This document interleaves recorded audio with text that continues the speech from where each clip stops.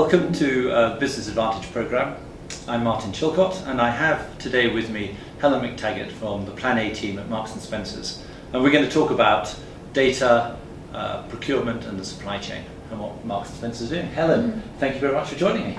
And maybe we could just start by you telling me a little bit about your role at Marks and Spencer's. Absolutely. So I've been at Marks and Spencer's for about 18 months now.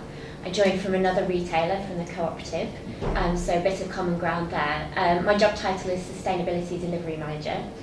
So my responsibility is really to take the 180 commitments that we set out for Plan A and make sure that we keep on delivering against them. And how closely do you work with, I guess, the traditional commercial teams and procurement folk, the buyers, the traders in Marks and Spencer's in that role? Ever more so, I suppose.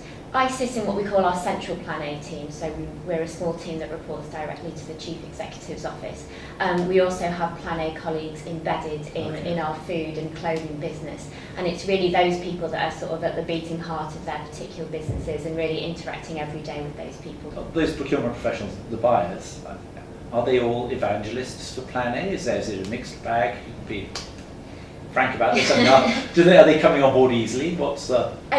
I think anybody working in a large organisation will know that an organisation is really full of hundreds and thousands of individuals, each with their own sort of orientation and inclination.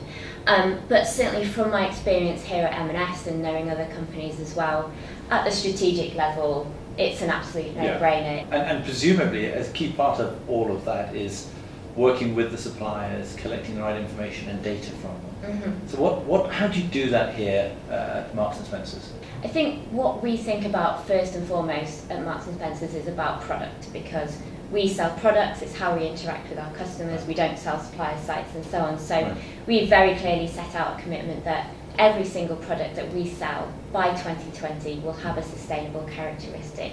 That might be to do with the material that they're made of, or it might be to do with the sort of site that it's made in. So we concentrate on collecting data around that. When you've got that data, how at the moment are you using it to establish criteria? And are those criteria moving to a point where you will prefer one supplier over another according to their credentials? I think we use it in probably a couple of different ways. So where you've set out objectives that you will create a certain sort of product portfolio or a certain sort of resilient supply base, you need management information to know whether you're moving in the right direction. So we use data at perhaps a macro level to build up a picture and report transparently to our stakeholders through our sustainability reporting process. That's really important. But at the more detailed level, once we've got the data, we as sustainability professionals can have those conversations with suppliers.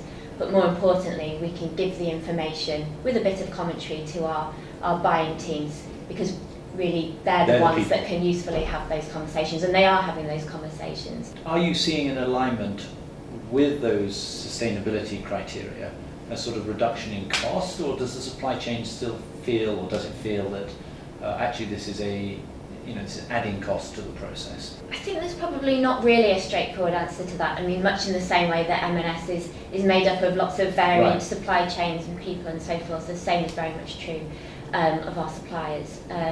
We work with some very, very large companies in our supply base, and what you're finding is that the biggest ones, they're doing this already. It makes business sense to them as well. So of course, they get it, they're on with it and so forth.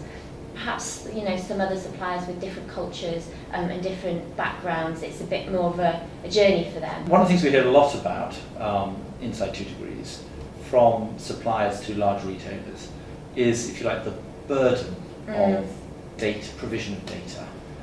All sorts, there's kind of proliferation of scorecards being generated. All their customers want something.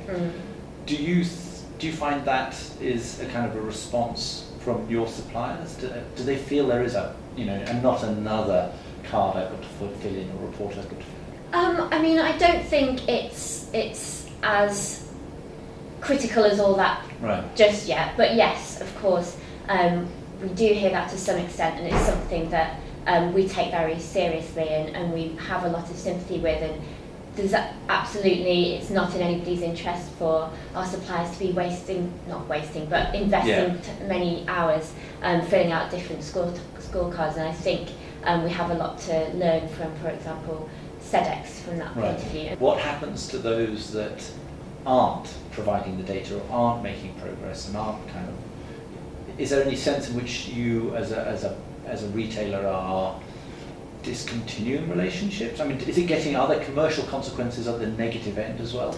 Or is that not happening yet? I wouldn't say that that's necessarily happening yet, because we want to work with our suppliers to kind of enable them to be able to provide the information and so forth. But, you know, as I've said, we do have a strategy that by 2020, 100% of our products will have what we call a Plan A characteristic, with 50% by 2015. Final question. Do you have a kind of view where long-term sustainability and procurement and supply chain management might be going?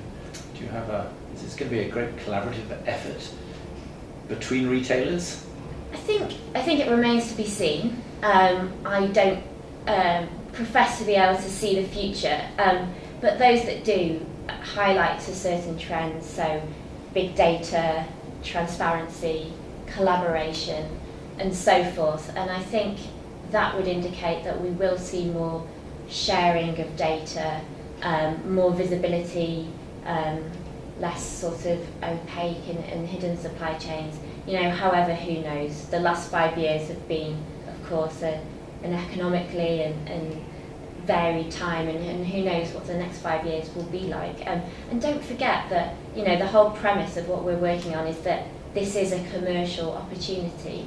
And therefore, I think quite rightly, businesses are going to think very carefully about how they want to move forward in this area.